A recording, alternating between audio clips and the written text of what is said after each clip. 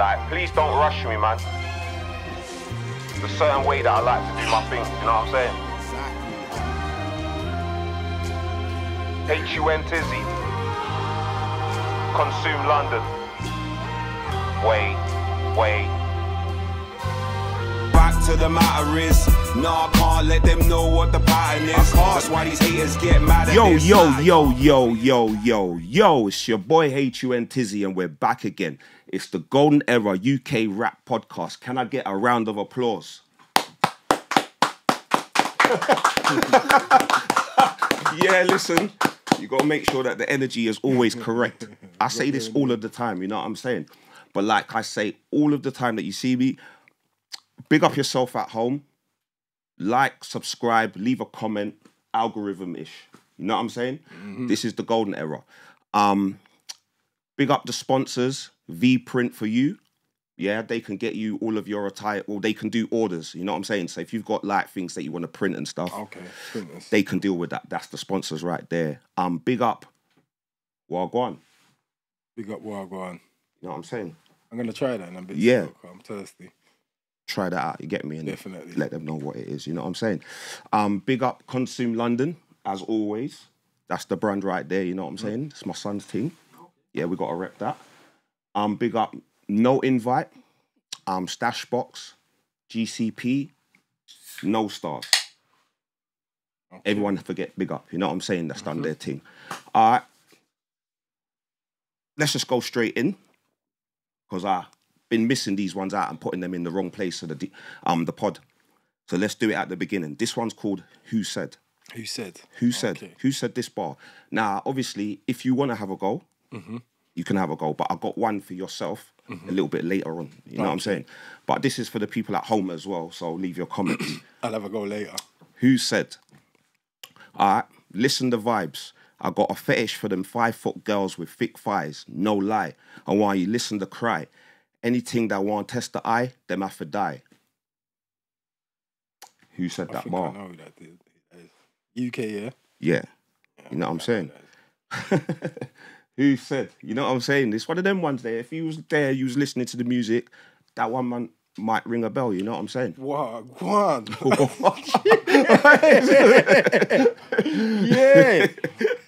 Yeah, big up Wagwan. Big up Wagwan. Okay, you know what I'm saying? Yeah, man, you see what man's doing over here. Yeah, I'm getting the credible people to try the drinks out. Yeah. You know what I'm saying? Is guanin. It's guanin. All right, cool. So let's get into this. This is the Golden Era. The reason why it's the Golden Era for me, I started rapping in 2004. It's also a time when Channel U /2003/2004, Channel U, I think, came onto the scene. So that's one of the first times we got to see people other than, we're going to break it down. But like, that's the first time you got to see a lot of the people that was rapping for my era. Yeah. Okay?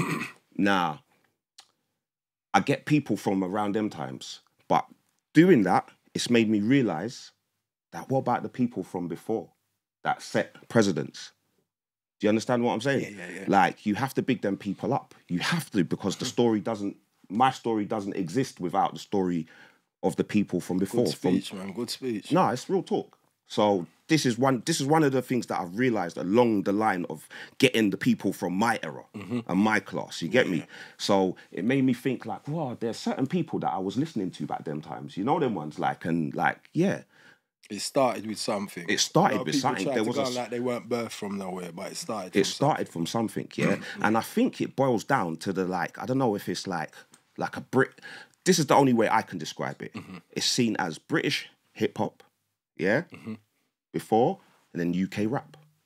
So there's like you know the word, innit? I'm not dissociation or whatever with the two. Do you understand? And a lot of the people from the UK rap scene never really acknowledged the British. You know what? And it's facts. What you're saying is all facts. And for me, being from the UK kind of hip hop era, I understand why. I fully understand why. Yeah. And we'll probably get into that later. Yeah. But I fully understand why, because there's definitely a reason. Well, following on from that, I feel like when I did pre-it, like, no, Hunt, you was listening to certain of these guys. You definitely was. And I feel like there was a certain lot of you that was far over soul. Just in terms of like what you was rapping about, just like how you spoke. It just didn't feel like how I spoke. And then there was a set of you, like yourself, that spoke my language. Yes. And then it made me understand, like, nah, you was one of the people that I actually, do you understand what I'm saying? Yeah. There was a few of you. Yeah. But it's just like it kind of erased from man's memory. What I don't you're know, talking man was about stuck in partly America. too is that was the battle between the English and the American accent thing too. So like when I first came into it, because I'm before you guys, obviously. Yeah. So when I first came into it, it was kind of standard practice. Dudes from England would rap American because that's what they were listening to, and there wasn't really a lot of examples of UK people doing it that way. You know what I mean? But by the time I came to my prominence and all that, I was bunning out the American accent thing. Yeah. And people could say it's hypocritical because when I started, I didn't have an American accent, but definitely when I listened back, I definitely had an American twang. Without even trying to, there were certain dudes trying to rap like they were from Queens, but then there were certain men that you could see we were still influenced by the American sound. Do you understand? Yeah, and I don't even feel like that. I feel like, but you know what, cuz I don't even want to go too far. Let's do this correctly. Like, without further ado, I'm going to let you introduce yourself. Skeme Sterling from Sterling Collab in the building. Respect. Cuz, can we clap it up? Can we clap it up? Like, come on, cuz this is legendary. You know what I'm saying? And like, for what I'm trying to do here, this is like part of the jigsaw puzzle. Do you understand what I'm saying? Like, connecting the dots and stuff, yeah? So, yeah, cuz like, I don't even feel like it had an American... I felt like a yard. Yeah, by the influence. time someone like you was actually listening to me, okay, I get what you're saying. Then there's definitely got the yard influence because I'm originally from sound system, from Saxon sound system. That's my foundation. That's the sound system I grow around. That's where my first tune I actually had released was called Herdman Hustling, and that was recorded in 22 Overcliff Road, Lewisham, which is Saxon headquarters, where enough of the famous Saxon dub plates and the kind of artists like Maxi Priest, Tipper Irie, Philip Levi, Half Pint, all them kind of people. I grew up as a youth recording around those type of artists. Okay, so what? Skeme. Yeah, let's break this down for the people at home, because obviously there's people that know, but then there's people that don't know. What is the meaning behind the name Skeme, and how did you get this? It's funny, you know. I had a lot of nicknames before Skeme, but Skeme stuck. Now, there's two kind of... The reason why I spell it Skeme is because it's the American spelling. And it was actually a book that we had called Subway Art that had loads of graffiti and from America, like all the famous pieces that used to be on the subway trains in America. And there was an artist called Skeme. And then years later... So I liked him from then. Yeah, and then years later there was a show, and they had a clip of him on the show, and my mates used to tease me and say I look like this brother, and he was kind of a little bit unruly, and I was like that, and an American guy. So it's like I sounded like him, and having a scheme, a plot, a little plan to do things, and as a youth I was always like that. So it was like two meanings. Like I look like this dude, and I am actually. What his name was, so that stuck. And you know, you'll have nicknames and certain nicknames stuck, but it stuck because I got characteristic of what scheme means, or scheming, or whatever you want to call it, and and I look like the dude. So did you have this name before you did music? Was this just like a street? You know what I'm saying? Yeah, I did have that name before I did music. So when you came... You know what? I had the name way before I did music. Okay, so when you started doing music, this was already self-explanatory for you to have this name in it. Okay, so you touched on music and that, like you said, certain places and stuff, yeah? So let's break down how you got into music, how you started music. Basically, music, I started from sound system. So I was thinking about this the other day, like... So, you know, you're growing up as a youth. So before double digits... I've chatted on sounds. I'm always, for what I'm into, I'm so glad the area that I lived in, because the area I come from is the street I grew up on, which is in New Cross, Deptford, yeah? Okay. There's a street called Childer Street. That was like a front line. At the end of it, you had a park and you had like a dance hall. So I could actually hear certain sounds playing from echoing off the blocks on a Saturday night from my house as a youth.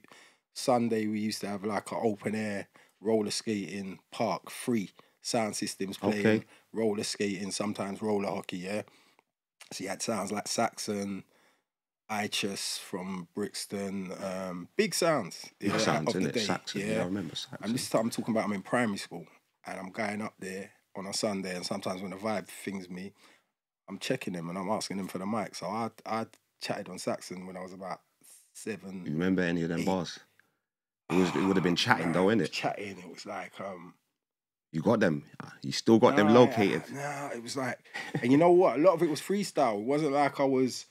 So I know I used to be called Master S. I was like Master S, something, I'm the best. So you know what I mean? Some minimal thing, but I had it. Yeah. And then like, say any family, like my family, we'd always have parties.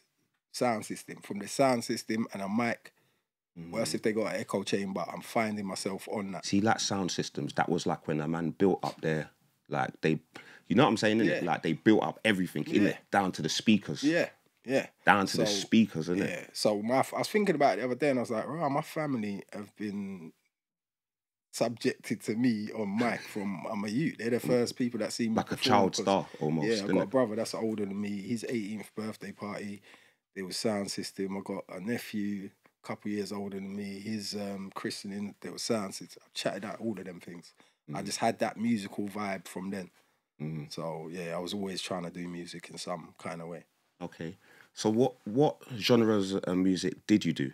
You know, like obviously you would have, that would have bashment. Well, yeah, I basically, by the time I started recording, it would have been ragga, sorry. By the time I started recording, I was into rap though. So it was one of them things. I was going States young. And I think when I heard like Eric B and Rakim, KRS-One, definitely, because KRS-One had the bashment vibe and the rap vibe. That was like the turning point of I'm gonna do this rap thing, because I was more into the bashment thing where a lot of my brethren was into the hip hop thing. So I was always there watching a man and breaking, whatever, whatnot. I used to. What's that breaking? What? Yeah, breaking. Break dancing. Yeah, break dancing. Okay. So that was the. But I was never really on that. But this is another thing I'm gonna say. Yeah, I always said I'm gonna say this on a podcast. When I was a youth coming up, yeah, the roles was totally different. When I was young, yeah, and most of the men that used to dance and that, like body pop, break dance, they were bad boys, you know. It weren't like where people's got them off like nowadays, like you're a dancer, you're soft or whatever. Back in the days, like if you was a dancer, most of the man was. Thank you for saying that, yeah? Yeah. And like, it's like, I don't think I would have known that, yeah? But it just shows me, because see, from my era, which you still know about as well, the bad boys were listening to R&B. You had more... Man, listen to R&B as well, innit? But you would have thought, you know what I'm saying? Now, back in the days, it weren't so uniform. Like, it's like everyone's got to talk a certain way now and look a certain way. People are not individuals. It's like everyone's uniformed and everyone's trying to be a bad boy. Back in the days, it was more freestyle. Like, you could be my brethren and you listen to this and you do this, and you know what I mean? It was a bit more versatile. Now what I'm seeing, it's like everyone's... has to be in the same... You get me? It's like, if you're not trapping, no one ain't listening. So everyone's a trapper now, even if they're not from that background, they're not. And I think like maybe record labels are even pushing that kind of image because they're seeing what's blowing and you know how this thing goes. You don't know how this thing goes. Yeah. So. Okay. So what you see what year would you say you got into rap? Obviously, I know you said that you went to the States and stuff. That's a good question. I would probably Wow. That's deep, you know.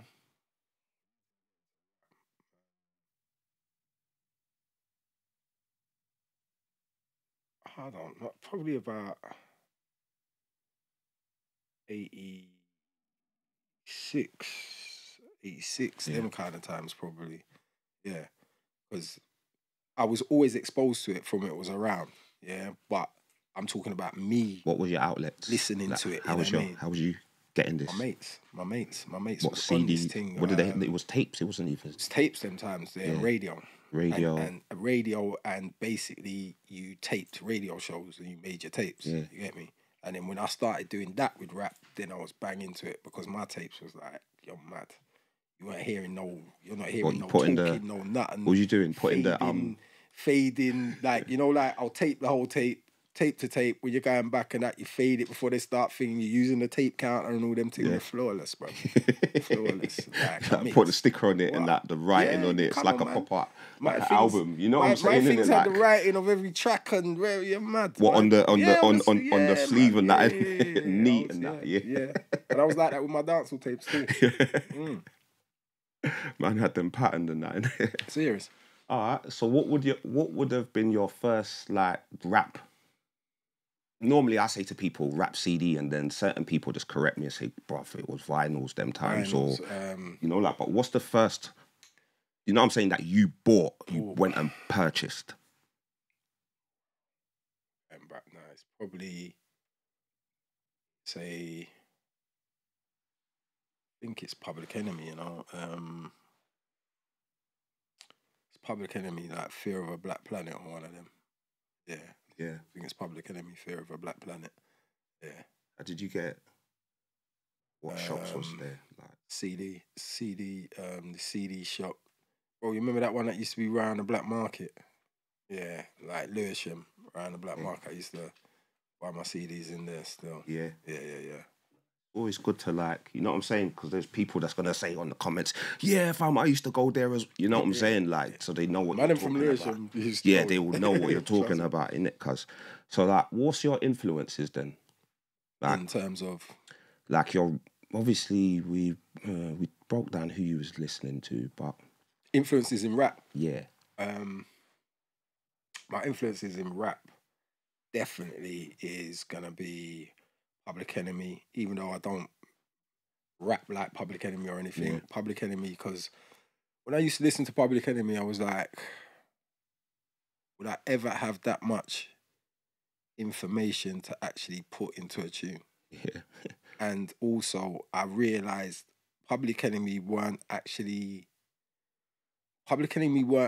teaching you about certain things. They were just prodding you and making you have to go and look for it afterwards. Okay, I'll give you say. So like Chuck D said a line. Was it? I'm the follower of Farrakhan. Don't tell me that you understand until you need the man. Then he's just until you hear the man. Sorry, and then he's just gone off into another bar. But I'm like, this Farrakhan. Who's this Farrakhan dude? Yeah, then? yeah. Okay. Come on then. No, he's gone. Said something else that was quite tickling my mind again, and it's like all of these things afterwards I've had to go and look about. So it's like, don't listen to the tune trying to take my take on it. What you're saying. Go and read, this is where and my find out. Is from. This is where I get the source. So there's that. There's people like anyone who had information. You had to have like tunes where. I think I like versatile MCs. So people like KRS-One. Yes, when you talk about KRS-One, you're going to talk about knowledge first, but then. Them dudes have got tunes about all kinds of things. Yeah. You know what I mean? Yeah. They're just rounded. They've got songs about every kind of thing. I don't very seldom am I inspired by an MC that's just got one lane. If you've got one lane, you've got to be... Would the rappers have been more versatile them times? I think they were. I think they were. Even the gangster rappers, like, I think they were more versatile. Like I say a dude that probably's got one lane that I love to death, and that's Scarface. But then within Scarface, if you listen to Scarface tunes and Ghetto Boys tunes, yet they got the crud thing, and then they got things like My Mind's Playing Tricks on Me. Yeah. Where it's road thing, but that's a different storytelling thing from a different perspective that most man on the road don't talk about. Yeah, I get what you're saying. Yeah. But if you've really been in certain things like My Mind's Playing Tricks on Me should resonate with you. Yeah. If you're really from the roads, that tune will resonate with you. Yeah. Paranoia. You know what I mean? You understand? You know, like certain man want to do these tunes where every day they've won. Yeah. Yeah, I don't like that. I like that artist that's got that day I was up, because that's how life is, you get me? Even if you're confident, there's sometimes where you're not confident, or you know what I mean? Your confidence might go. You're a confident person in general, but you understand? So I like them real life artists, real life. Them artists that are vulnerable in a sense, let you understand? And things like where I could be like, yeah. And that makes you hard. Yeah, okay. To me, where certain man sitting there, right, he said da da da da. I eat that. You understand? He chopped off in every track. Yeah. In every track, and I know what you're saying though. Yeah. You just want to hear like the real thing. You know what I'm saying, innit? Like, and most people that do certain things, they don't really brag about it, fam. I'm from the they don't even want to talk about it. But if they do break it down, they're breaking it down in a way where do you know what I'm saying? I'm from an era where you remember. I'm not from a FB Live, Instagram Live era. I'm not from that era. I'm from the era where your name would ring bells, and then people don't even know what your face is like, and then you understand they don't even know who you are basically, and you didn't admit to things. You definitely didn't go on camera and admit to a bag of madness. Do you understand? To me, it's still dry snitching. I see certain things and I'm cringe. And that's why with this whole internet thing, I'm kind of touching Lego. Sometimes I'm on it and I have to leave it alone because I know a time before it. The kids, I get it. But with a lot of people, even my age, I'm like, rah, this thing's infecting you lot. Yeah. You know what I mean? Because everyone wants that buzz. Everyone gets the buzz of like getting on the camera. You know what I'm saying? And then they run out of subjects. Sorry to cut you, bro. What? I'll go on. This thing's on. It's hard. Yeah. It's heavy. But yeah, cuz. All right, so when did you make your first track then? My first track that came out would have been, I think it was 97 it came out, you know. But that weren't the first time I made a track. I've been making tracks probably...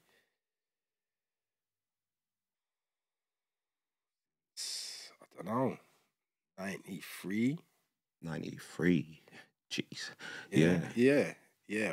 Remember, like when I first come about, studios weren't just there. So I was in a group when I first came out. Yeah. Okay. From my end. What was that called? Money Program. The Money It's Program. called the Money Program. Okay.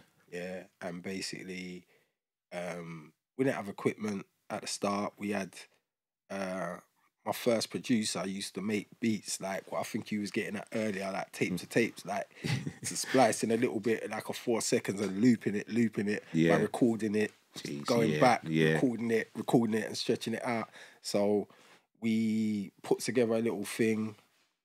So that took us a little time. It wasn't like there was just studios. You had to go professional studio. People didn't have bedroom studios. So we was doing that, and then when we thought we got to a level where we was good, we went and checked Dennis Rowe from Saxon. Because on our end, Saxon, when it comes to music, it's like Saxon's God. So we've gone and checked Dennis.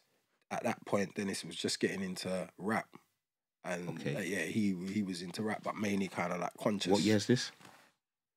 So this is like the start. So this would have been, I'd probably say, 97 actually. That's probably about 95s, them times there. Yeah, maybe 95, maybe 94. 95, 94, them kind of times there. I'm not good on the dates, I'll be honest. But so he liked us. And we knew he had a studio there, innit? So boom, we started recording from there and putting together some stuff. But what it was at the time was all Dennis's equipment. It was all this stuff, and some of the stuff we were doing was not really what he wanted to push out. He wanted to do more just like conscious stuff, and I wanted to do all kinds of stuff. You get me? Especially I was on the roads them times, so I was definitely talking about my life and certain bits and pieces. Yeah. So in the end, I hooked up with a guy called Simba, Gordon G, a guy that done a lot of work with Roots Manuva, Blak, Twang, loads of artists, to be honest, too much to mention. And I took the recordings from Dennis and me and Simba when we put them out, because I was like, if I'm waiting around here for something to go out that Dennis likes, I'm going to be waiting there forever.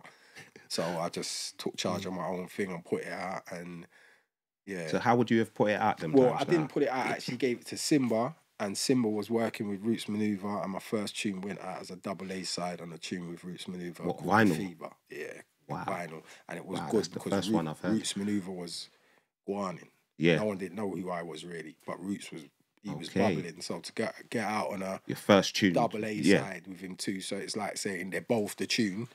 And I knew, I was like, rah, once people turn over the fever and hear my thing and my thing's going, and you know what I mean? And to be honest, lucky, man, because really I had one tune come in the game, really. Yeah. Yeah. In terms of getting radio play and stuff like that. From that one tune came out, everyone played it. Okay, so that went straight to the radios. Yeah. What radios was playing that? What was what was it like them Kiss, times? There was Kiss, Max and Dave, Kiss FM when Kiss FM used to be on Holloway Road. First times I ever went Kiss FM was on Holloway Road. Kiss FM actually too played a big part in me really bussing. So there was Kiss FM, there was Shorty Blitz and Big Ted on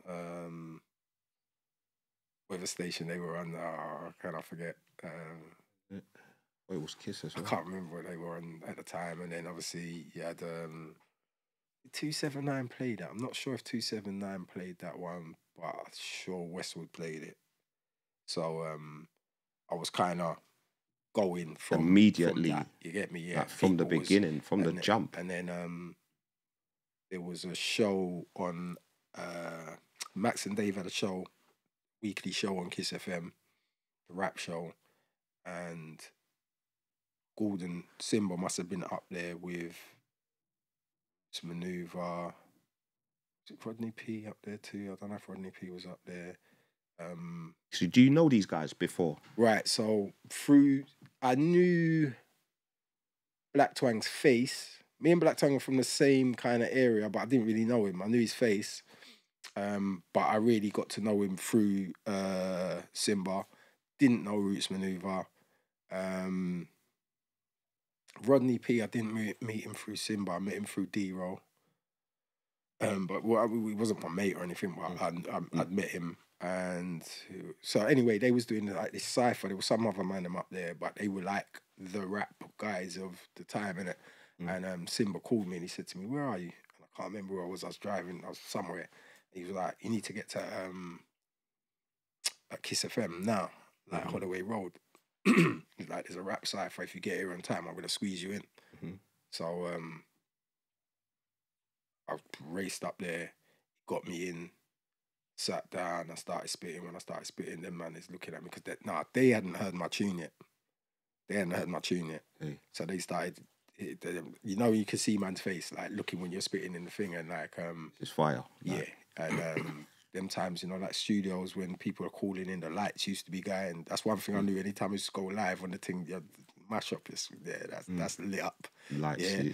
So when I've come off them, like the best thing for me was the company that I came out in, and they heard me going bar for bar with the man them that they rate, and they're saying, you don't sound like you're below them man there or whatever. So that was the best thing for me. I came in at a certain thing around certain man at a certain level, and I just stayed there and went. Yeah. Was that the Blacknificent 7? No, that was before that. Blacknificent 7 was a project with Shawnee T. Big up Shawnee T. But that's had some of them names in it. I had loads of them names there. The Blacknificent 7 was like, I think it was Did the album in it? Yeah, it was me, Roots Manuva, Carlines, Shawnee T, Estelle, Rodney P. I'm missing someone. 7. I say you said about 7 names. You know what? Yeah, I normally ask the guest school days. Like I title it school days, as in like what school did you go to? But to give the school a shout out. But also, yeah, we normally find out that like a lot of other talent pass through that same school. You know them ones, like so like I've been finding out some crazy ones. You know, like this man went with. Do you know what I'm saying? I went to a few schools. I went to Roger Manwood. Big up Roger Manwood. Majority of Saxon elder man them came through Roger Manwood. Also a player that's died now called Rocky Rollcastle. Okay, Arsenal. Yeah, he came through there. And I went to a school called Crofton. Sure, a couple famous man's come out of Crofton, you know, myself. Couple promoters. Who else?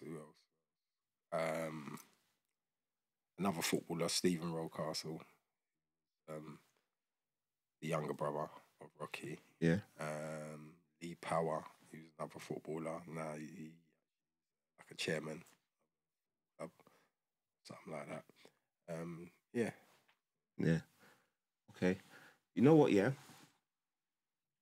See, when I like remember listening to you, obviously that's why I bring you here, so you could start the story off. You know what I'm saying, innit?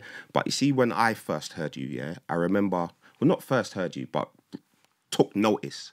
I think it was probably industry lockdown. You know, like the DarkNCold DVD, innit? Yeah, and that with, done. You know with what? the Avirexs in the background. Yeah, I got to shout that out too, because that was cold. Apart from any one song, that's the biggest. The big that freestyle.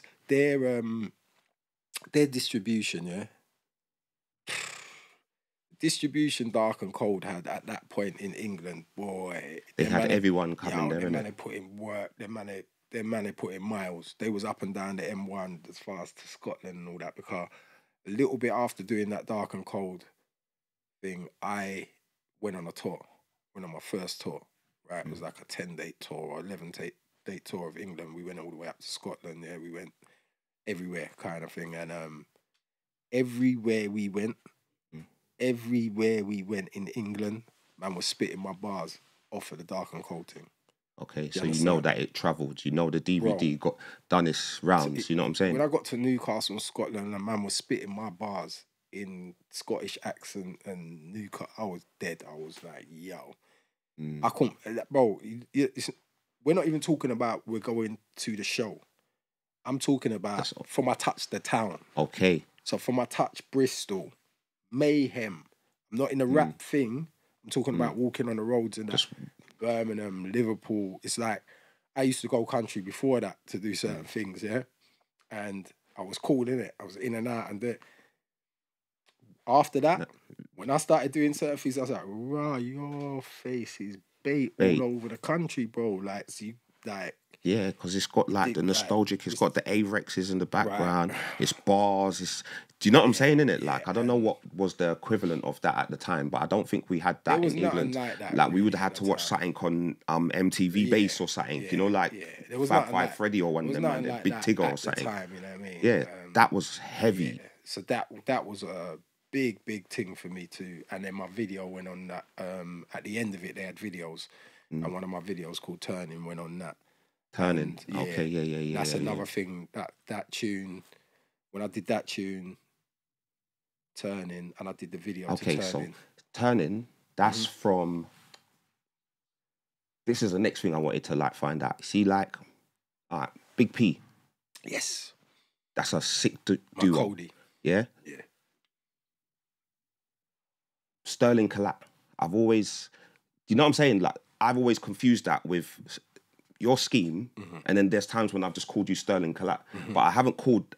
I don't know. Is that the group name? Right, the group name Sterling Collab. Okay, because there was a time when I was thinking you lot was the Extremists. Nah. And I thought, they're on the album, The Introduction. Right.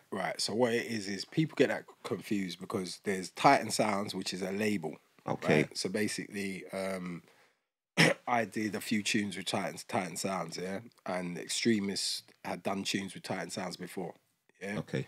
So when we did the tunes, I came onto Titan, did the tunes. I didn't know much about the business, putting out music and stuff like that. So I was like, you know what, boom, let me bring P on there too. So they put out some tunes with P, it went well. So then we was like, let's kind of move as a collective. So it was like Sterling Collab and Extremists on the Titan Sounds thing. And Titan Sounds had another guy that was on there before us called Riddler. So we do some shows together and stuff like that. But we was always a separate group. So we do things with Titan. Okay, and then we get booked on our own. Yeah. Do you know what I mean? We get booked a lot on our own. So we was doing what we was doing, and it was like Titan was a label, not a group. Do you know what I mean? A lot of people get confused and that, but Titan was a good thing for us too. So the tune, basically turning was done. Yeah, that's with the sample as well, isn't it? Yeah. Turning. Obviously, I can't sing, And but don't worry about it. And then I did the video for that, and then the video for that was basically like a no budget video, but the guy that filmed it worked at MTV, and he had some people at MTV, and they edited it up there, and I put it in. There was some sort of competition, some video competition thing. I put it in that, it won, and then I had sent it into MTV, right, and didn't get no response back. And there was a girl that used to work on MTV. I think her name's Jade, and I'd seen her one time, and I'm saying to her, what are they dealing with? Like, I've sent in my video and and it's like, not to MTV base. I've sent it into basically MTV, and I'm saying, what I go on for them, this, that, the other. And she went to go and seek out like where this video had got to. Yeah. Do you know what I mean? So she's gone and found it, and then she's shown it to Trevor Nelson from The Lick, and Trevor Nelson seen it. Yeah. So he was like, he's doing a show and he wants that video in it. Yeah. So I needed to get them like the master copy up there. So I got a call from MTV. And it was like, yeah, we'll send a bike for the things. I thought, nah, this is my chance to get in the doors, innit? So I've gone up to MTV. So I got that. They wanted to come to you and get it. They was going to send a courier and all that, but I went up. He said, nah. I went up there and I've gone in there and I've given them the video and very smart. Talked to man them and rare tear and all that. And then it ended up going on The Lick. And that was big. That was big. The Lick was getting repeated. But the people at home, can you break down what The Lick was? Lick was like a music show with Trevor Nelson, who was one of the biggest Radio 1 DJs at the time, and he'd play certain videos and talk about certain artists, and to get on that show wasn't like, easy. What else was there at the time? It would have been Top of the Pops or something, innit? Like that was, kind of things, and a lot of us probably was never going to get on that. So, do you get what I'm saying? So this was. And to be on MTV, like worldwide, it's different. Do you know what I mean? It's a different kind of exposure. And that The Lick showed on so many different TV stations, and it kept on getting repeated and stuff. So that done a lot for me. That was a big tune on big video on Channel U at the time too. Yeah. Oh yeah. Yeah, you had a few other. Well, I don't know. I'm not going to say a few. That sounds mad. But you probably had loads. But you know, like the ones I remember. With Fallacy, was it London Kings? The London Kings video, we never actually properly released that. That tune though, got beat a lot. Though. It got beat on radio and stuff like that. The actual tune. Yeah. We had the Groundbreaker, the Fallacy tune. Okay. The video, me and P was in that video, and we're on a remix for that tune. We had another one. I had one that was #1 for ages on their Greatest Show. That was on with Skibber, MC Det. Okay, rest in peace. Yeah, R.I.P. my brother. Yeah. It was me, Skibber, MC Det, MCD, Shabba. Old. Yeah, it was a big tune. Cuzzy, what's your most known track? My most known track? I would probably say The Greatest Show or Turning. I'm not really too sure. I've done a lot of library music too that's gone on films and stuff like that. You won't even know it's me. So, no, I'd say that I'd have to go with the track I've got the most royalties off. I'm going to go with that. Yeah, Swords in the Dirt. Okay. Yeah, that's on Roots Manuva's album. That went gold. Okay. I got gold disc for that. Okay. And I got a silver disc. I ain't picked up my silver disc yet. Okay. I got a gold disc for that. That's cold. So I'll probably say that's the biggest one. And we'll put the link to that in the description so the people can go back and that's probably the biggest one. Raw. That's crazy, you know.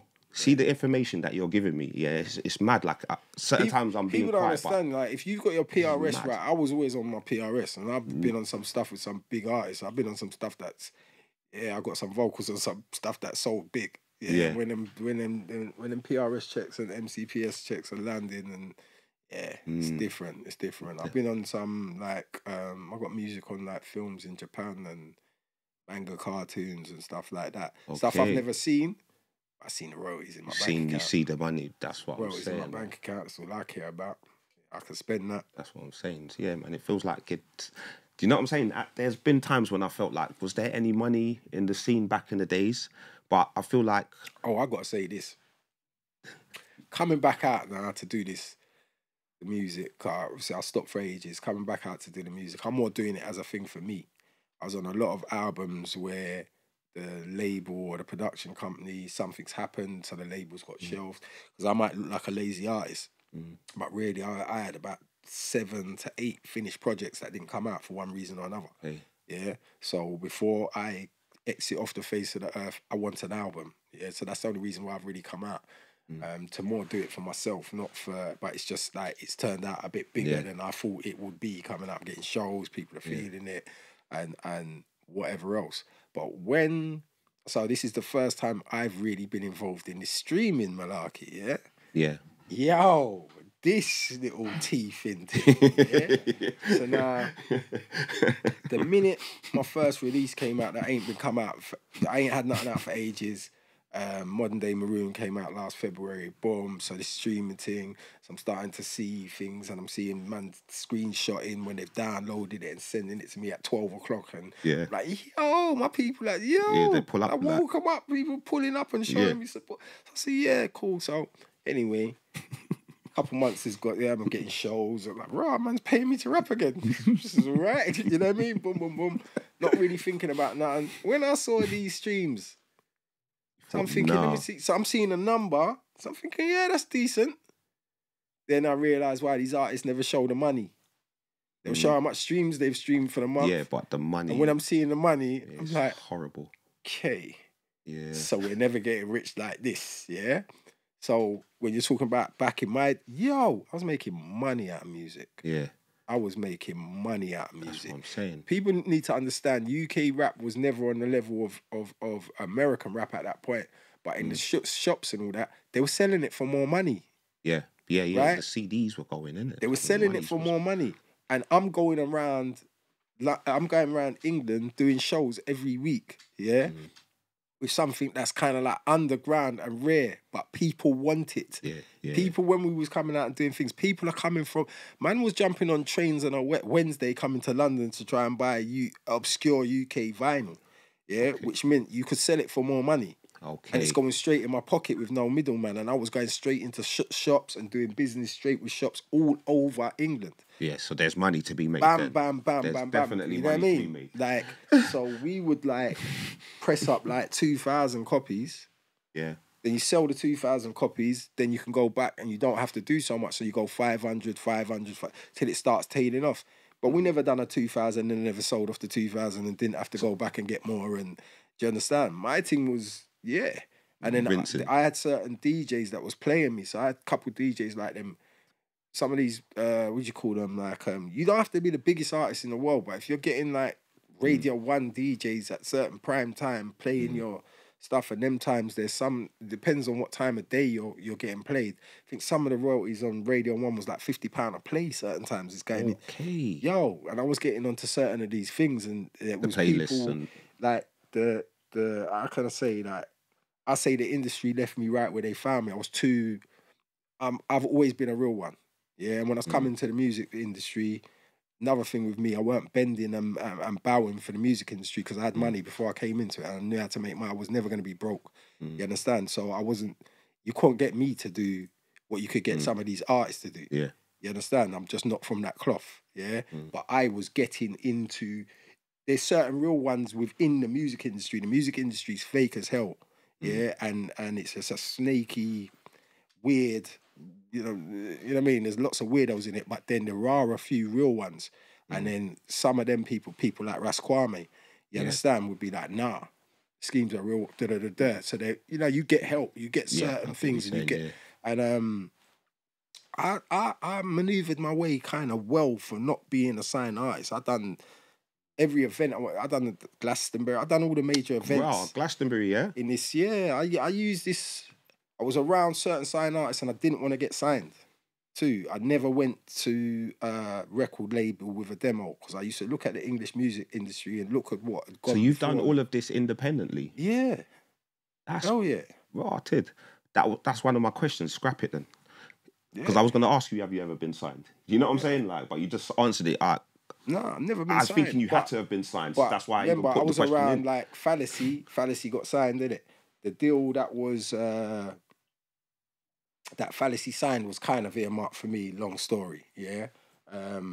But I was looking at him saying, nah, but I can still get on the same shows as you without being signed and use that promotion and rare because there was a stigma in England about if you got signed and dropped, then it was like you was dead.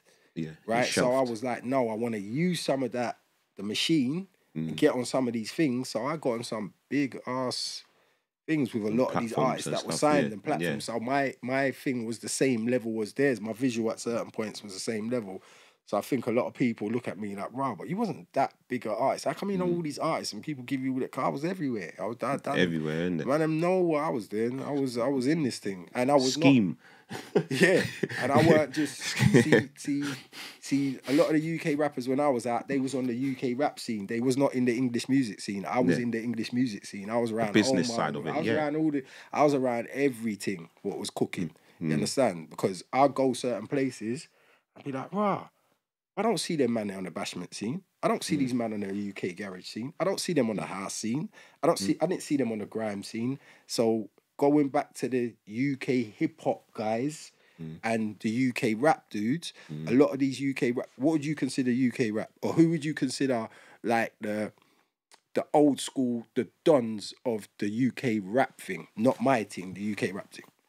I'm interviewing you now. There's like, it's going to be Gigs. Right. Yep. Yeah, we're gonna put could put PDC, but we'll just say, you know what I'm saying, innit? Like there's certain, you know what I'm saying, like who else would you say? Give me another one. Joe Blak. All right, cool. So PDC from day one, yeah. If you ask Jaja in an interview and my name comes across it, Jaja's gonna tell you I'm an influence in PDC. I'm an influence in PDC, and I'm an influence in Jaja chatting with a British accent. Yeah. Right? Joe Blak, yeah? Joe Black's going to tell you, I know he's been thing, but if you ask him about Big P and I've had him on there, and he's Joe Black's going to tell you salutes, because we was linked from early. I was playing Joe Blak when I had my radio show and all them things, because I liked how Joe Blak was coming, and Joe Blak loved the Sterling thing, yeah? Who else did you... Gigs is a real weird one, because like, Gigs is from just next door to man. The man that who bust him, who's like WoW FM bust Gigs. I don't care what no one's got to say. They was in South London. They was playing, and it was the biggest station in South London at the time. And they was playing Gigs, just religiously battering Gigs. Yeah, and Gigler, them man there, who is the owner of WoW FM, is actually Gigs' cousin or uncle. He's elder. Okay.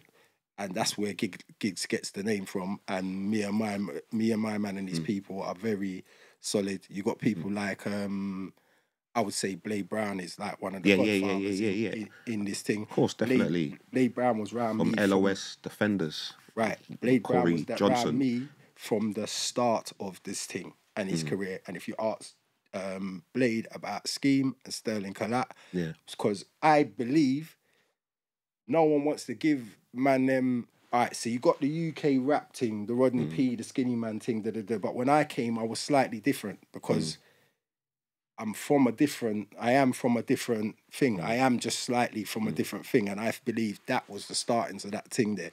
And a lot of them man there that are like the foundation from that. If you ask them about me, they'll tell you would have been one of the I'm people one of the guys that they was looking at influenced. No, because even when I went back and listened to some of the stuff, it's like, but man was speaking man's language. And I think, but that's why I liked it. Do you get what I'm saying? I wasn't fully engrossed into that, the realm of the music, but because I was still stuck in the USA. No, I hear you. I was still listening. You know the ones I had bare mixtapes to go through. But when I did listen to the UK stuff, it was you guys. You understand what I'm saying? The way I see it, to how the UK thing used to be, right, when I came into it, and how it's ended up now as because it's a major thing in the music with the young people. They don't want to hear no one from America. They want to hear UK thing. They want to see a UK style. They want to see, and I feel like that kind of started with us. Yeah, we was on the straight jeans things. We was in the stone. A lot of people talk about the music, but they talk about the clothes. They talk about the flex. They talk about before we came. Like my first thing, even though it's a conscious tune, Turning, but if you look in the video, I remember when a brother looked in the video, he said to me, when he first saw the video, he said, "Yo, Rude boy, I know that that's a conscious tune, but I know you got other shit." I saw the man them in that video. I saw some of the faces, of the man them in that video, and I saw Porsche, I saw Ducati, I saw this, That's... I'm a biker from before black people was riding bikes, you understand? I'm a biker from 17 years of age. When I'm getting stopped by the police, they're like, when did black people start riding bikes and all that? A lot of that stuff, Avirexs, we're the first goose jackets. You was bringing it to the videos and stuff. Originals, like you ask certain man from my borough about goose jackets and certain things of that kind of pattern, it's my name they're going to come up with, and people of my ilk. Yeah. No, I fully agree with that. I might not have thought it back then because I wasn't thinking like that. But when I've gone back, I can see like, nah, this is our language. Do you know what I'm saying? Like, if you like came out in our times, you would have been. Do you understand what I'm saying? You would have just been with us, but obviously, it's like you would have probably gone further because you was on business from early anyway. It's a different. I see certain people sometimes when you're in something early, you're in it too early. Yeah? I know what you're saying. Yeah. So I feel like we was... Would you have preferred to... No. It's mad. I'm not gonna... I like what I was doing. I like what I was... You see, with me too, I can't... How do I put it? Like, I could have been bigger than I was. Yeah. Yeah, part of it's true me. I ain't doing certain things. A lot of it's true me. Do you understand? And I just don't think I'd ever bow or scrape. And now some of the stuff that you got to portray, you know what I mean? Like I wouldn't do it. Yeah. No, even if I was doing it in real life, I wouldn't do it. I wouldn't say it. Do you know what I mean? I wouldn't. There's certain things I wouldn't portray. It's like I come out now. Some of my old tunes I ain't doing them. My kids are too much of an age and understand things. I'm a grown man. I'm not representing certain things. Do you know what I mean? No, of course, man. And I ain't got that thing where I got to come 20 years later and try and big up who I am or who I was or what I mate. You could take it or leave it. You believe me? Don't believe? I don't. You're not. If it's not going into my bank account, your opinion don't really mean. You know what I mean? Doesn't mean that to me. I'm seriously like that as a person. So. Nah, man, it's a breakdown though. But listen, cuz, what's your top 5 all-time South London rappers? Wow. Top 5. I'm not in there. Well. You're in there, but honourable mention. Nah, I don't have to put myself. One of them sitting down in the building with me still. One of them sitting down in the building with me. That's Craze 24. Okay. Yeah. Shout out Craze. Yeah. Craze 24. Easily. You know what I'm saying? See what it is about Craze 24 is he's another one like where some man come in, they set something when they come in. So when Craze come true, Crazy's energy, was in there, and it was his personality come true, like real. No, do you understand? And also his visuals. Something I spoke to him about. Because when I was coming through, you could do any old thing at the start, but I wouldn't have been happy with any old thing. So my things was kind of different for the time. You understand? And then one of my other things that came after was like I was the first rapper, I believe, the first rapper to have something out that was a Luke Biggins video. R.I.P. Luke Biggins, the big video director. Rest in peace. Luke Biggins. A lot of people have mentioned him on this pod. Yeah, he was a Sterling fan when he was in uni. Yeah, and you know you have to do your dissertation. Dissertations, right? So one of Sterling videos was part of his dissertation. Okay. So I know I helped bust Luke Biggins in the thing, because I recognised talent early. Yeah. And Luke Biggins had it. He's even in that video. He even starred as one of the characters in the video. So yeah, Craze. What's it called? What's the what? Luke Biggins. It's a video called. So I can put the link in. Heart is cold. Heart is cold. Heart is cold. Yeah, that's Luke Biggins. Come on, video. So yeah, rate Craze for that. Where are we gonna go now? Rapper. They have to be rapper. They can't be artists. All right. So I put Rich 3-2 in there. South London. Oh, South London. Sorry. South London. All right, Jaja PDC's going in there. Tommy Bones is going in there. Okay. Yeah. From SE1 / Tommy Bones is ill. Yeah. Different style, innit?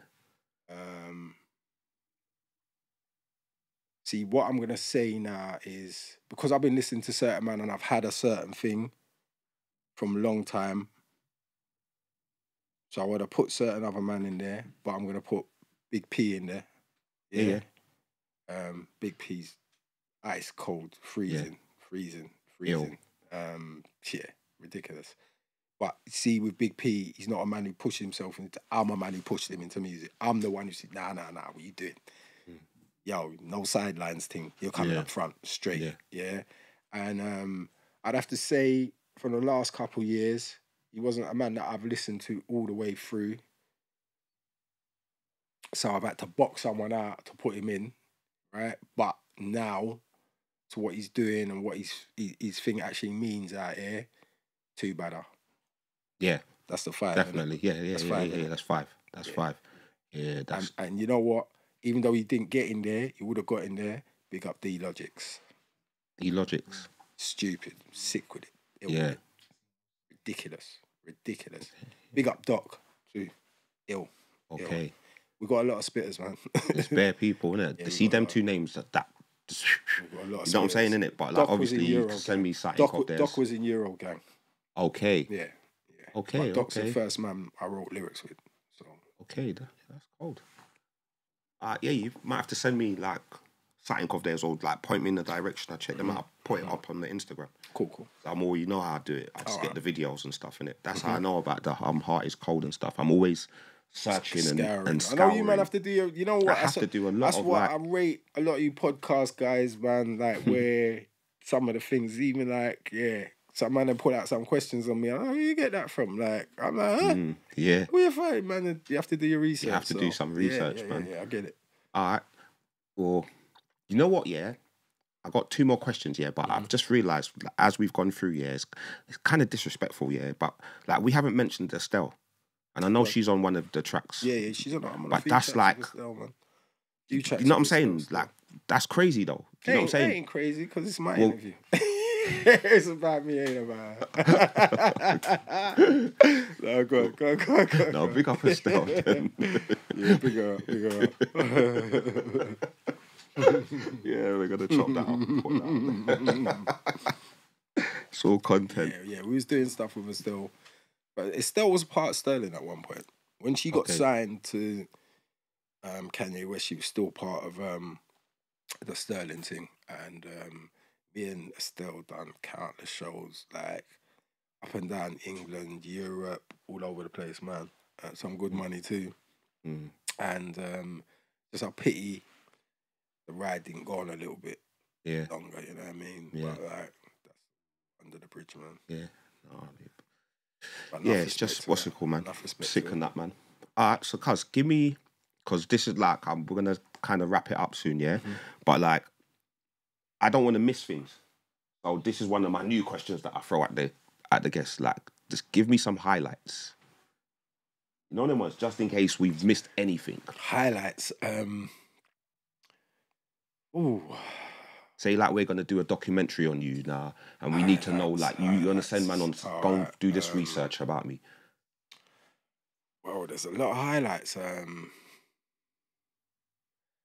One of the biggest highlights was getting a gold plaque. That was, and I didn't know I was getting it. So that was like, You know, like when you know, I know all the things I've done. I don't know. I'm saying I know all the things I've done. Yeah. I know all the things I've done in my head, and I know I've done loads of stuff. Yeah, it's just a good thing. Like I've had P with me, and certain of my brethren's been there. Otherwise, I swear, some of the stuff I've done, man would be like, wouldn't believe you. Ain't done. Yeah, you know what I mean. But yeah, getting the gold plaque with P too, same time. He's got one too. Something that I got him on too. Do you know what I mean? Project that I got him on. So that winning a UMA Music Award for best video, in front of like beating Craig David and seeing him screwing, and then me Tugsy, you know, them times they're going up free champagne, you know, free bar, know what's on, doing speech. You get me? Making everyone know, we won. And we beat Craig David, you get me? Like, I know accolades. Yeah, so that, performing Glastonbury, Carnival, Trafalgar Square, mad. Yeah. Trafalgar Square jam. Like, just jam. And I did this thing, I think it was in Hyde Park. Crazy, it was ridiculous.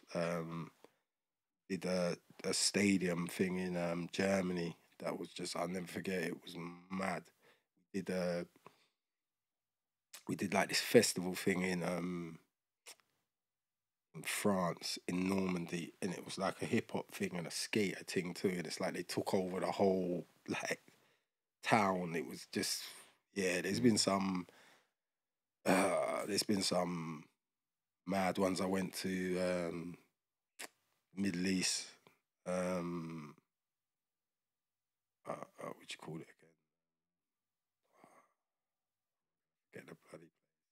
It's crazy though. I was performing for like some rich Arabs and that in some new club that was like a $20 million club just built, and they had a lift to come out the ceiling and come down and Well, they just requested you, like. I was actually doing some stuff with a DJ, my brethren called DJ Sassy. That's another thing with me. Like, I'm versatile, so I've done things in Poland where I'm on like drum and bass set, but I'm spitting, doing my thing, and then there's a hip hop DJ and I'm doing my thing, and then I started to build up a thing for myself in Poland because they didn't have any MCs. So it was like, when I'm coming to Poland now and I'm doing this MC set, it's like they think it's like a PA or a show. Yeah. So as soon as I stop rapping, I take a break, all the man them clear out and go to the bar. If I go to a next room to do a set with it, everyone clears out from there and comes. Okay, it's like another show and stuff like that. So I had the main DJ calling me, like, bro, you need to come back in because everyone's cleared out because you've gone into this room. And I've had, there's been some highlights, brother. There's been some highlights. Touring's the best. Touring's the best thing I think ever. Done some little bits in Africa. It's going. I've been a lot of places. Music's taken me a lot of places I've never got on a plane and gone. So highlights. There's been loads of highlights. There's been loads of downs, but there's been loads of highlights. Yeah, man. Sounds like it, man. Man, the memories I could just live on forever. I think that's why you're probably so content. Do you know what I'm saying? You've done. You know what? I've done everything apart from get financially secure out of music. Do you understand? Yeah, everything. But I think I never sold myself, so I'm calm. I can look at myself in the mirror and I've got a lot of respect for my peers in the music business, and a lot of people ain't staying around that long and still getting love. And do you get me? Like, a lot of people might not know me, but a lot of people know what I've done. Of course. The impact that I've had in the game. The people that watch this, you get me? The people that watch this on platform, they know why they're here. You know what I'm saying? They never just clicked on by, like. See what it is with a lot of people, they don't understand. Like, if you ain't got a big internet presence, like, or you ain't got thousands of videos up on YouTube, they think you ain't done nothing in the game. Yeah. But they don't understand. I'm from an era where every piece of my music, no, it's not just that. Every piece of my music was making me money at one point. So when YouTube came and people was putting up stuff and all that, I'm finding out who this that my thing. Yeah. Rated. Like, fam, don't play with me. I'll find out who you are, and don't think because of this internet thing. I'll find a way to find out who you are and turn up on your doorstep, mate. I was like that because I was from that thing of, no, this cost me money to go in the studio and make. How's man putting it up there for free? I wasn't into that. Oh, but it's promotion for you. What are you talking about? I was known all over the thing, and in Europe at the time, I'm getting. Like, I don't. If that's the promotion you want to give me, I don't want no more because I'm getting paid. I'm going Europe and getting $1,000 for 20-minute sets at this time and all that. We tell them about promotion on YouTube for free. Take down my things. Now. So it makes sense why I was always withholding it back and thinking you need to get money, and that was probably wrong, knowing that. You could have manipulated it into something else from that free thing, But like I said, at the time, I was just seeing. If you had your own YouTube channel at the time, if you put the stuff on your thing, then you could get the gains from it. Do you get what I'm saying? And then you could still get the promotion. But the other people, we didn't. Well, me personally, I didn't know. Yeah, just put. I learned that early. I learned that early. They're getting paid off of it, and I learned that. See what I didn't like. So say like the whole thing, even like with the Channel U thing, and I'll talk out of business. I don't care. With the Channel U thing, I was one of the first people up on Channel U, right? Because I had videos. I was making videos because what I was doing is I was looking at this whole thing. All right, fair enough. I got my thing on MTV, but that's not what was going on for UK artists. It was hard. You might just get it onto MTV base, and if you're doing a certain thing, what was happening is you'd have my old man that at that point, I'm on the road. I had money to put into videos and all that, but I started to see, some of my brethren, they're spending money on these videos, and what's happening is you take it to MTV or you take it to whoever, and they're like, oh no, well, you got to change this, or you got to do that, and they were just trying to, their money's long, they can long you out. Your money could be long, you could just be spending it for nothing. I saw a lot of people doing this. I saw a man coming in who had the dough, and I'm like, bro, do you know how much money you can spend in this thing and still not get there if you don't go through the right channel, and if you don't know a little thing here and there. So I was everything I was doing had to be coming back. I'm not doing nothing first, so my things was making sense to me. I was spending I'm getting it on there, and then I'm maneuvering, and then Channel U's come out. So like I said, I had videos because what I was doing was I was like, if they're not going to show them, I'm going to put them all out on a DVD. Instead of buying a thing, you can buy the album on DVD, and I'd have all my videos on there and all that. Fuck that, because I got a name, I'm going around thing, and so long as I'm one of them people, I don't care how it sounds neither. I've been ghetto famous from day. I don't business about being famous. I'm not a brother that stayed on I didn't stay on the landing. I was all city from a long time. I'm talking about before when I'm 10 years of age and all them things there. I'm in Ladbroke Grove. I'm from South East London. I went to wherever the bus went and stopped. Wood Green, 141 from New Cross. I used to ride that to Wood Green when Toys R Us is in Wood Green. It's the first Toys R Us that used to be around. I'm coming up here. I won't even want to say what I used to do in Toys R Us. But anyway, I was a different. I was just a little bit different. So I was pennying things a little bit different. And when I got into the music game, I started to realise I can plot my way to certain ways. Not maybe doing it how they say I'm going to do it, but doing it kind of my way.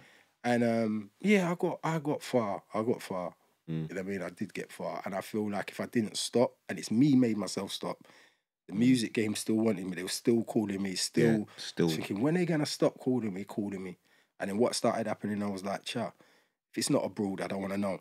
Because I knew what was happening is a lot of people getting into the game, and with Channel U too, a lot of everyone and their aunties started getting into the game, and then promoters wanted to try and pay you a little bit less for going out of London and stuff like that. So it started not really tickling my fancy if it wasn't abroad. But I used to love the going abroad and like music. Paying for they just got the P's and they just pay up in it. There's no negotiation. And I was seeing things, and it was making me grow too. Like you go abroad, you start seeing different things, and your mind starts. You know what I mean? Yeah. No, that's crazy. That's a highlight reel. I might even call it that highlight reel. You know what I'm saying, innit? Well, cause all right. Let's kind of wrap this one up. What's new? What's next? But I feel like 4 Kings. Right. Yeah, well, at the moment, I've been doing a lot of things in conjunction with Craze 24. Badder, 2 Badder, and Logics. And there's a few other artists around there too, and a few people in the background. And just like trying to move in one direction, you get me? If I got a show coming up, them man can jump on my show. If they've got a show coming up, I'm gonna jump on their show. And just moving, like trying to give, we're not all the same as artists, we're all kind of different. But one thing we've got, we're a little bit maturer. I'm a bit maturer than them, not even. So it's like, I'm doing what I'm doing, they're doing what they're doing, but we come together on certain things, and it's not like, with me, I'm not like, how can I say, I'm not like, before I used to be more of a contradiction where a lot of people hear me and think, is he a gangster rapper or is he a conscious rapper? Yeah, I'm from the road and I have a conscious thing. Some days you might buck me and I'm on a conscious thing. Some days if someone's just turned me the wrong way, that's what you're getting. I'm just a real person. You understand? I'm more like conscious, but I'm not wearing beads. Yeah, I'll chant down Babylon and diamonds and designer jeans and all that. No one ain't telling me nothing. Because a certain man of wear this and that, look the part and rare, but they ain't really doing nothing out here. They're just looking like they're positive or they're conscious. And the amount of things I've done for young people in my borough, that's another thing to highlight. I got I got a lifetime achievement award or whatever from my borough for the things I've done for young people in my borough. Giving back. And that's another achievement. Yeah, definitely. I just feel like I am someone that you could see, all right, I could do certain things and move in certain areas without changing everything. I've still got rough edges on me. I'm a grown man. I've still got certain rough edges on me. I walk in certain rooms. I'm never going to change how I am, how I think, but I can still articulate our thing in a different way, you know what I mean? Our struggle, our way, you know what I mean? And also, too, with me, I'm an artist, not trying to be hip-hop. I've got too many musical experiences. I'm just an artist. I rap. I do rap, but that might be on a spoken word rhythm. It might be on a hip hop rhythm. It might be on a Afrobeat rhythm, reggae, whatever I feel. Do you know what I mean? To do, and I think more people should do that and be themselves and come out of this box. Stop confining yourself to. Do you know what I mean? Oh, I'm from the street, so I can't do this or I can't do that. It's about elevation, and you're supposed to grow up. Do you know what I mean? Grow up. Do you know what I mean? Definitely. And don't stay stagnant, you know what I mean? And a lot of man, I'm seeing they're getting older, but it's like they can't leave a certain mentality behind and all that. I have got no time my for brother said to me, that's mental health. It's mental health. He's just got to put it what it is, you know what I'm saying? True that. True that. All right. Well, cuz, you know what? I feel like we went through, like, you know what I'm saying? We jumped in the time machine, fam. We just land, you know what I'm saying? And we've given the people a sufficient amount of information, and there's always room for part twos. Do you know what I'm saying? And like, because the saga continues. I feel like I went away with certain things, so maybe you might need a part two. Of course, definitely. I know tie me down a little but that's bit what I'm saying. more, That's why I know that this show pod is longevity. Yeah. My story's too long for just to get it all in at one time anyway, so. You know what I'm saying? And slide out as long as you're not on the camera, you're all right. But cuz, listen, Respect, my brother.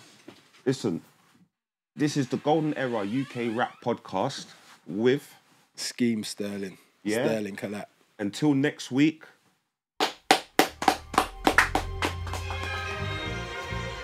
Yo, tell them wait, fam. Like, please don't rush me, man.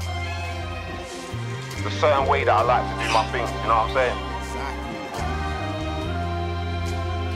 huntizzy. Consumelondonn. Wait.